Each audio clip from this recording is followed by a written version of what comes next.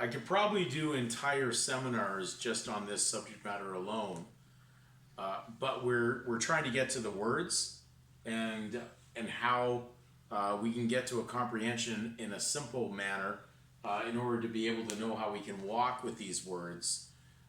And therefore, when we look at words like captivity, we have to understand it on a spiritual level and we have to understand it in a legal level. So I'm going to read Samuel Johnson's Dictionary 1755. Then we'll talk a little bit about Romans 13, 1 to 5. And when we go into captivity, and captivity is defined as subjection by the fate of war, slavery. Now, when Paul was writing, be subject to the higher powers, for there is no power but of God, the powers be ordained of God, he says that they're in a control factor of managing basically two sides that are going on, good and evil. Do what is good, receive favor. Do what is evil, they will bear the sword against you.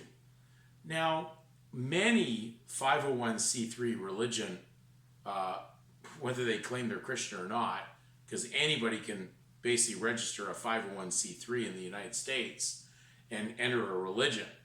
So it doesn't mean they're Christian. Somehow they think a 501c3 is their way to turn Christianity into legalistic mammonism.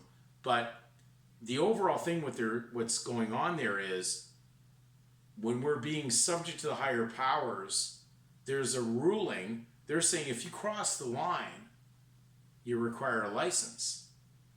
And if you cross the line on legal title with license, now we know most people who have crossed the line to register a legal 501c3 registration for a Christian movement or organization are already crossing the line on the legal surname to begin with. It's not theirs.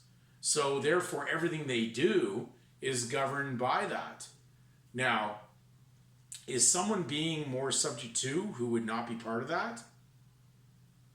If they're not going to basically trespass, then they're not going to require a license. But if they're planning on trespassing, it's based on title, and it's based on, are you moving around in Caesar's sandbox with his legal tender as a pretender in the idea of what the whole Roman civil system was about, which was make-believe and fiction.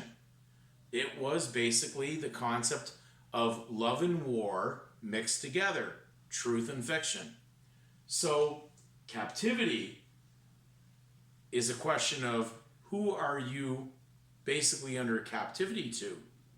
To truth through Jesus Christ, through the supremacy of God? Or are you captive to a legal system that will maintain you, so to speak, or control you in a bondage world and oversee you in your trespass?